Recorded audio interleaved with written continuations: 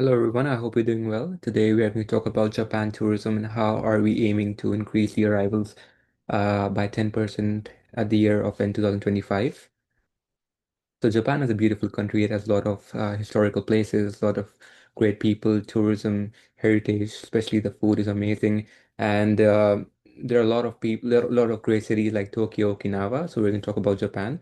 I've collected the data set for Japan from a public website called Japan Tourism Statistics. It is a public data and anybody could see it and verify these graphs that I've made a dashboard.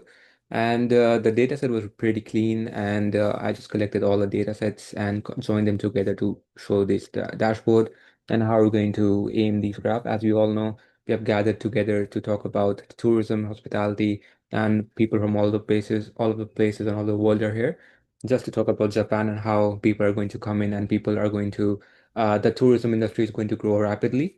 So I made these dashboard through various sources and various the sources that are provided in Japan tourism statistics. It includes information regarding the visitor history from 1970 to 2025, and mainly we're focusing about the year 2024 and how it was increased throughout the years. We've also included accommodation preferences, type of reservation that they're made, and visitors travel, the frequency that they come in, and average percentage of stay, and what is the main purpose of them coming here. So I'm going to talk about the first graph right now. So this graph shows us the average visitors in Japan from 1970 to 2025. The orange bars represent the tourism industry. The blue here, the light blue ones shows the business one, the people coming in just for business. So as you can see in the late 1970s right here, it was only 0.7 million and most people did not come in just for tourism. It shows there's unknown reasons that coming, so we do not have enough data for the late 1970s. But as you can see the trend here, it grows rapidly from the late 2010, 2020. As you can see here, 0.02 million. It is due to the COVID restrictions that were placed. There was no tourism. And if there were many, there were just because of businesses. So right now we can see in 2024, we have 8.82 million people just coming here for tourism, sightseeing, leisure. This shows how far we have come from 1970, 2024. And this data is only till May. So we have 3.23 million as of May 2025. So we can easily cross our 10% increase by the year of 2025 at the end of 2025. So we have people coming for business that remain constant throughout the years, people coming in just for business. It remains significantly at around 1 or 2 million. But tourism has been a great aspect. We have 8.82 million people coming in 2024 alone just for tourism and sightseeing. The trend grew from 2010 and right now we have till 2025, 3.23 million May, and we can easily cross the 10% increase mark if we aim to work together. So right now, we can see through this graph, we have the tour visitor arrivals. Now we can talk about from where do these people come in and from where are they originating from. As we can see here, this graph represents only the 2024 statistics and data. So South Korea, as we all know, the East Asia just all the Asian countries often come together just for tourism or workplaces, mostly business. South Korea has 8.8 million people coming in 2024 alone. So these are one of the highest contributors of tourism and business, and a testament to our strong cultural and geographical allies and ties.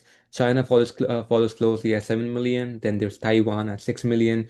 United States also there at 2.7 million, and Hong Kong. Least amount of people that are coming in 2024 were Russia and Nordic countries.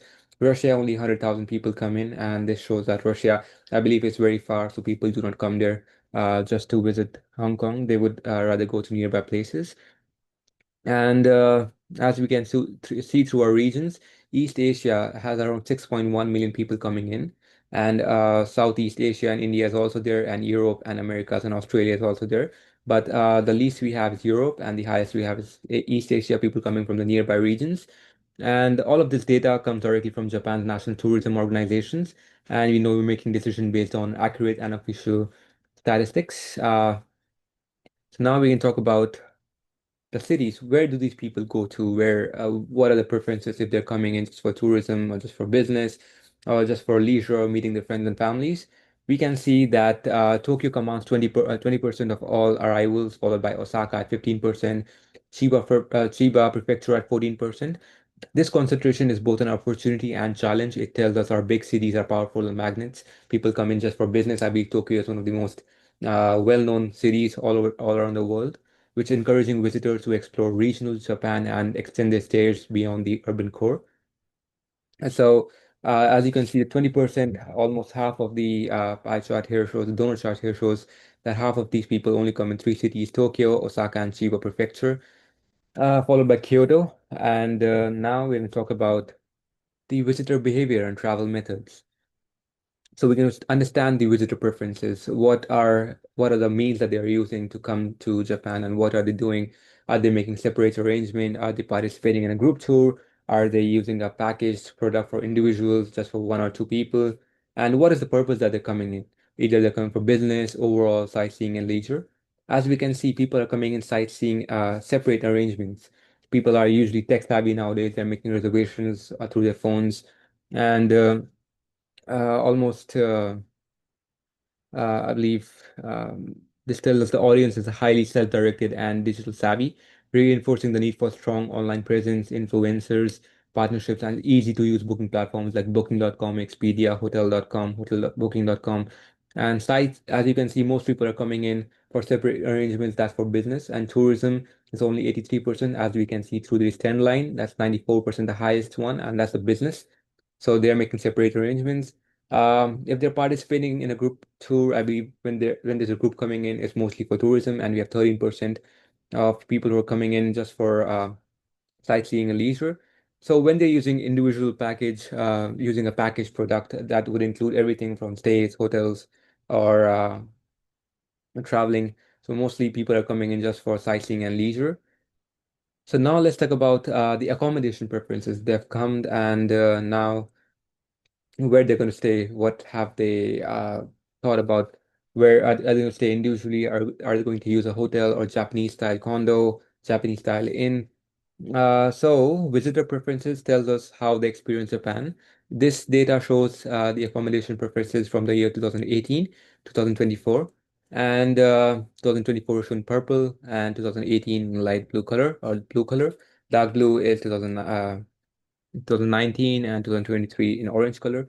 It shows us a composition rate. A composition rate is the number of visitors, number of tourism people coming in according to the ratio of people who are already in the city, like the normal people, normal citizens. And in 2024, most people were coming in, that was 87%, and were staying in hotel Western style. And I believe they were trying to find a comfortable and luxurious style of hotel. And this reflects the comfort and familiarity they seek. However, if we look closely around in the Japanese style, in also known as a Rokoyu, Ryokon still hold a 65% composition rate, proving that cultural immersion remains a huge pull. People coming in, they want to experience the life of people who are coming in, know about the Japanese culture, the people, and 25% people believe in uh, home of family and friends, maybe a known person. And the least I have is the people who are believe they were doing a transit visa, they were just following through. So as we can see, the most we have here is 87% in 2024, they were staying in hotel. And uh, these insights will help us balance infrastructure investment, maintain world-class hotels while promoting unique local stays that deepen visitor connection to Japan. And when you talk about frequent and repeat visitors, as you can see, people often come for sightseeing or tourism max by one or two times. But first time, people who are coming in for the first time usually staying here for sightseeing and leisure, and mostly for businesses as well, and mainly for other purposes like meet to family or friends. Second time also, I believe it was for tourism, sightseeing, and leisure. Third time, people are coming for business, and six to nine time, people are coming from tourism as well, and 20 plus times, as you can see here, 17.1% of average percentage people are coming for business. So I believe if a person's coming in 20 plus times, or many times, they're coming for businesses. So we can see repeat travelers tend to spend more and explore further, which is why our marketing strategy should focus not just affecting newcomers, but also on turning first-time guests into repeat visitors. So now we can talk about stay duration and purpose of the stay. So mostly people are staying from 4 to 6 days and 7 to 13 days, 3 days, 14 to 20 days, and then we have 28 to 90 days, 21 to 27 days, and 91 days to a year. So people are coming in from 4 to 6 days, 4 to 6 days for many purposes, be it business, overalls, other reasons, sightseeing and leisure or tourism. So we have around 46% percentage of people who are coming from tourism, sightseeing and leisure. They're just staying for 4 to 6 days. And then we have 7 to 13 days. Still, we have tourism, sightseeing and leisure, followed by businesses and other purposes. As you can see at the very end, 91 days to 1 year. This shows only 5.68% and is all light blue, which represent the businesses. So if they're staying for 1 year or 91 days or more than that, I believe it's mainly for business purposes. And short stays of under 3 days are less common, and extended stays beyond 2 weeks are rare, encouraging longer stays through multi-region itineraries, event-based tourism, and special passes.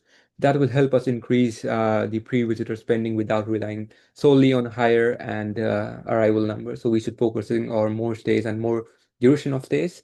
So now we can talk about a conclusion. So Japan, as we've all seen through these graphs, all the dashboard that I presented, Japan's tourism is strong. It's been growing on throughout the years, as we can see through a trend line, as we can see through our first graph from 0.07 million to about 8.8 million the year 2025. We can surely hit our goal to increase 10% more by the end of 2025. Our core markets are in East Asia, which are thriving with the opportunities to expand in long-haul destinations. Visitors prefer both modern comforts and authentic cultural experiences, and independent travelers dominate, making digital marketing essential. Longer stays and repeat visits are our biggest revenue levers. With focused marketing infrastructure investment, and partnership with global tourism players, we can confidently deliver a 10% increase in 2024, 25. That I think that's easily achievable looking at the recent trends in the year 2024. Japan offers something for everyone: the peaceful temples of Kyoto, the bustling energy of Shibuya, the power of Hokkaido, the tropical beaches in Okinawa, and the culinary wonders of Osaka. So if they're coming for business or tourism or just for other purpose, every person Japan has something to offer to everybody. So I invite each and everybody here to collaborate with us as promoters, investors, and storytellers to make Japan the world's must-visit destination next year. And I've also included a data set, the one that I've used for this dashboard, and you can visit it and match the numbers or verify the data that I've uploaded. And I hope you liked my presentation. Thank you all, and we can surely achieve our objective of reaching 10% increase in arrivals by the end of 2025. Thank you and have a great day.